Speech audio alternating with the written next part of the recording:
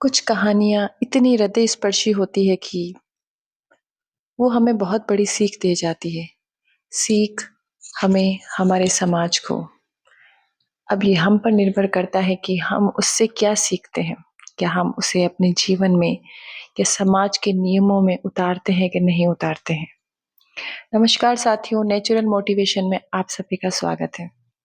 मैं आपको एक हृदयस्पर्शी कहानी सुनाने जा रही हूँ, जो इस प्रकार है। इस कहानी का शीर्षक है दंड। हृदयस्पर्शी कहानी। अमेरिका में एक 15 साल का लड़का था। वो स्टोर से कुछ सामान चोरी करते हुए पकड़ा गया। जब वो पकड़ा गया तो गार्ड की गिरफ्त से भागने की कोशिश करी, और जब उसने भागने की कोशिश करी तो उस दौरान स्टोर का एक शेल्फ टूट गया था। जज ने जुर्म सुना और उस लड़के से कुछ प्रश्न पूछे। जज ने पूछा कि क्या तुमने सचमुच चोरी की है? तुमने क्या चुराया है? तुमने ब्रेड चुराई है या तुमने पनीर का पैकेट चुराया है? तुमने चुराया क्या है? तब लड़के ने नीचे नजर करके देखा और बोला कि हाँ, चोरी तो मैंने की है। जज ने बोला, तुमने चोरी क्यों की है? लड़के ने बोला कि मुझे इसकी जरूरत थी। जज ने फिर बोला, तुम खरीद लेते। लड़के ने जवाब दिया कि मेरे पास खरीदने के लिए पैसे नहीं है। जज ने फिर बोला, घर वालों से ले लेते। लड़के ने फिर जवाब दिया, घर में सिर्फ मेरी माँ है, वो भी बीमार और बेरोजगार है। ब्रेड और पनीर मैं उसी के लिए ही चुरा रहा था। जज ने कहा, तुम कुछ काम नहीं करते? लड़के ने जवाब दिया, करता था। एक गैराज के अंदर मैं कार वॉश का काम करता था।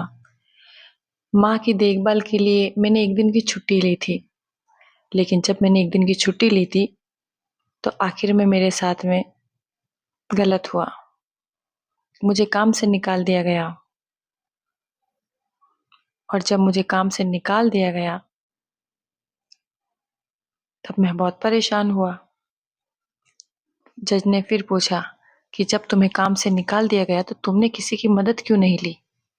लड़के ने फिर जवाब दिया, सुबह से घर से निकला था, तकरीबन मैंने 50 लोगों से मदद मांगी, और बिल्कुल आखिर में जब मैं थक हार गया, जब मुझे किसी से किसी प्रकार की कोई मदद ही नहीं मिली, जब मेरे पास पैसे नहीं थे, किसी की कोई मदद नहीं थी, तब मैंने निर्णय लिया कि मुझे चोरी करनी ही पड़ेगी, क्योंकि मैं अपनी माँ को भूखा नहीं रख सकता। वो मेरे भरोसे घर पर है। जज ने सारी बातें बहुत ध्यान से सुनी, और जज ने सोच समझ के एक बहुत ही अनोखा फैसला सुनाया। चोरी हो या ब्रेड की चोरी, बहुत शर्मनाक जुर्म है, और ये जो जुर्म हुआ है इसके लिए सब लोग जिम्मेदार हैं।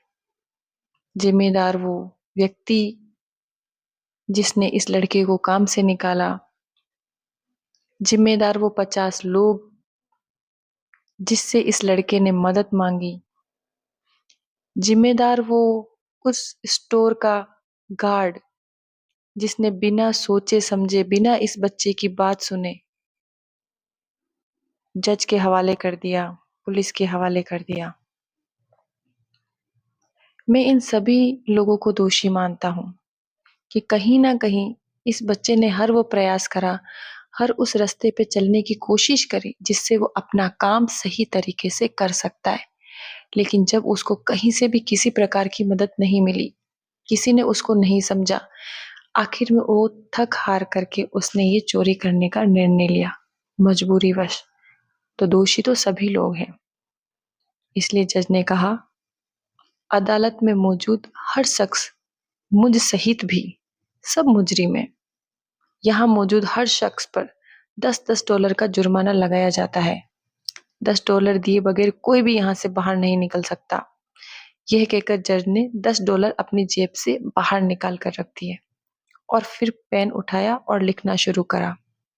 इसके अलावा मैं स्टोर पर 1000 डॉलर का जुर्माना लगाता हूँ कि उसने एक भूखे बच्चे से गैर इंसानी सलूक किया और इस बच्चे को पुलिस के हवाले कर दिया।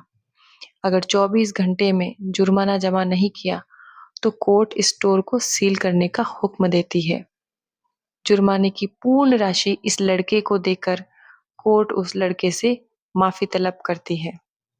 फैसला सुनने के बाद कोर्ट में मौजूद लोगों की आंखों में आंसू आ गए।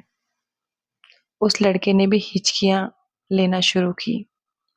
वह लड़का बार बार जज को देख रहा था और अपने आंसू छुपाते हुए बाहर निकल गया। सही है, बहुत अच्छा फैसला सुनाया ना जज ने। एक सामने वाले मासूम बच्चे की परिस्थिति को जज ने समझा और समझते हुए हर उस व्यक्ति को दोषी ठहराया जिस वजह से वो बच्चा चोरी करने के लिए मजबूर हुआ था। क्या ऐसा सब लोग कर पाते?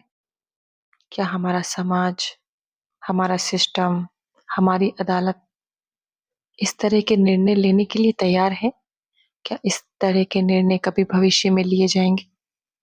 अगर लिए जाएंगे तो ये हमारे समाज के लिए बहुत ही बेहतर कदम होगा।